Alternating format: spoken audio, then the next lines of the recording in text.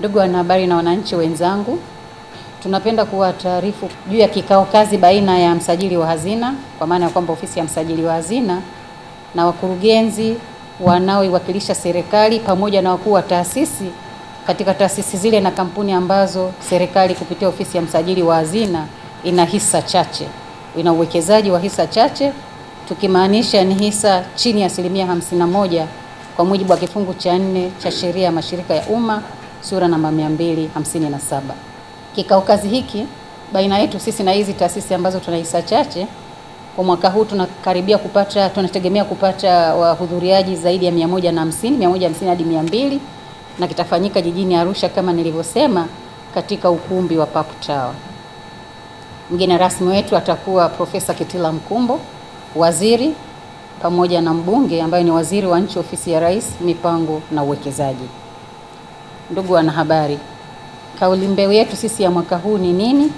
Ni kutoka ufuatiliaji wa kawaida na usimamizi wa kawaida kwenda katika uongozi ubunifu unaoangalia mbele. Kwenda katika uongozi na usimamizi unaoangalia mbele. Na ni kwa nini tumeenda katika kauli mbiu huu ya kutoka katika usimamizi wa kawaida? Ni kwa sababu ya mabadiliko makubwa duniani yanayotokea. Mabadiliko makubwa ya kiuchumi, mabadiliko makubwa ya kiteknolojia, ambapo mataifa mbalimbali yanaenda kwa kasi sana kulinda mali zake, kulinda rasilimali zake, kulinda mipaka yake kwa wivu mkubwa. Na sisi kama nchi Tanzania tunawiwa kuhakikisha kwamba na sisi tunaenda kwa kasi hii kuhakikisha kwamba tunalinda rasilimali zetu, tunalinda mipaka yetu na tunalinda kile ambacho tumepewa. Kwa hiyo ni vyema tukakaa, tukajadiliana na kuhakikisha kwamba kwa pamoja tunaenda mbele. Miaka 5 iliyopita, mwaka 2020, uwekezaji wa serikali katika kampuni hizi za hisa chache ulikuwa bilioni 824.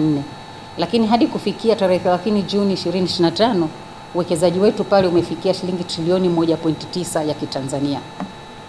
Hii ni ongezeko la zaidi ya 150, kuonesha imani ambayo sisi tunayo katika uwekezaji huu, kuonesha adhma kubwa ya serikali kufanya kazi pamoja na private sector, kuonesha kwamba tunahitajiana. Sekta binafsi inahitaji sekta ya umma na sekta ya umma inahitaji sekta binafsi katika kuendelea kusukuma jukumu letu. Lakini pia tukiangalia mapato ghafi, kwa sababu kuwekeza mahali ni kitu kimoja, lakini je, mapato yanayopatikana katika taasisi zile ni nini? Kwa miaka 5 hii iliyopita, katika kampuni ambazo tuna hisa chache, mapato ghafi yameongezeka kutoka trilioni 6.1 za Kitanzania hadi kufikia shilingi trilioni 10.4 za Kitanzania. Kama tunavyoona, huu pia by any standard ni utendaji mzuri, na kwa hiyo serikali inajivunia. Lakini sasa mwekezaji akiweka kitu mahali anategemea gawio. Je, sisi kama serikali kwenye uwekezaji wa kampuni hizi tumepata nini? Tunapata gawio kiasi gani? Hizi ni kampuni zinazofanya biashara, ni kampuni ambazo tumewekeza trilioni 1.9 kama nilivyosema. Je, tunapata nini? Kwa hiyo gawio nalo limeendelea kuongezeka, limeendelea kuimarika, ambao kwa miaka 5 iliyopita tulikuwa tunapata gawio la bilioni 58 za Kitanzania. Nazungumzia mwaka 2021, bilioni 58 za Kitanzania. Lakini kufikia tarehe 30 Juni mwaka 2025 tumepata gawio la bilioni 266 za Kitanzania. Hili ni ongezeko la 357% takriban.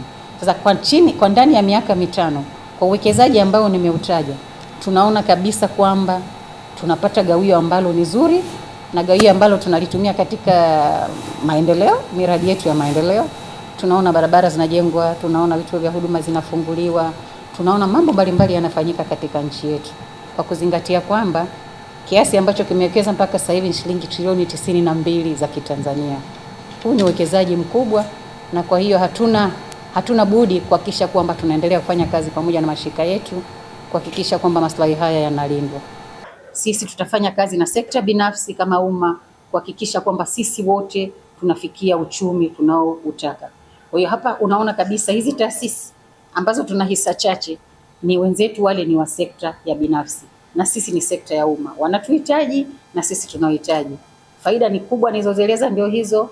Kwa hiyo sisi tunamwahidi Mheshimiwa Rais na umma ambao unatutazama kwamba tutaendelea kuhakikisha kwamba uwekezaji wetu ambao umewekwa katika taasisi hizi unafanywa kwa tija, unaleta matokeo tarajiwa na unatufikisha katika uchumi ule wa 2050 ambao tunautarajia sisi wote kwa faida ya nchi yetu.